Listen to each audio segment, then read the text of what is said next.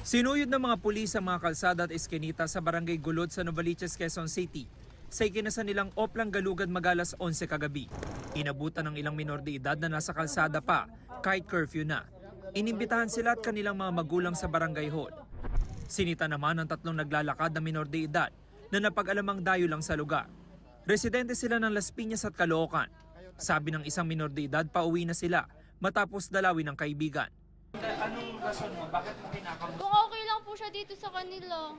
Makipag-ugnayan ng mga social workers sa kanilang mga magulang. 11 mga minor de edad na nahuli lumabag sa curfew. Kabilang ang tatlong anak ng babaeng ito. Naglamay po ako sa baba po, na di ko alam, umakyat pala sila po. Pero pinagsasabi niyo? Oo, sinabihan ko po na paggabi na umuwi na kayo sa bahay. Sabi ko sa kanila. Ayaw makinig matigas yung mga ulo.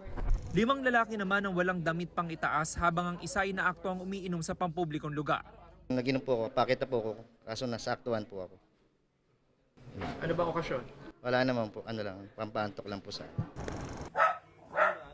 Nagsagawa rin ng Oplang Galugad ang Laloma Police sa Barangay Apolonio Samson at Barangay Manresa. 13 lalaki ang naaktuang walang damit pang itaas. 7 minor de edad ang lumabag sa curfew. 34 naman ang naitalang may paglabag sa batas trapiko. Sa Cubao, may ilang lalaki rin ang nahuli dahil walang damit pang itaas. Sa kabuuan, 87 natikitan sa iba't ibang lugar sa lungsod. Dati na nagsasagawa ng Oplang Galugad ang QCPD. Masihigpitan lang ito kasunod ng utos ng DILG na paigtingin ang pagpapatupad ng curfew sa mga minor de edad.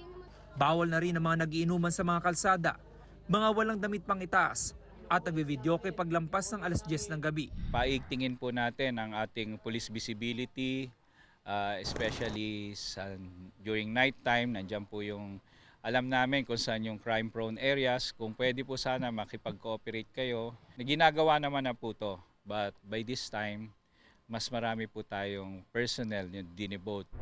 Inisyuhan ng ordinance violation receipt ang mga nahuli. May multa ring 1,000 hanggang 5,000 piso, depende sa ordinansang nilabag.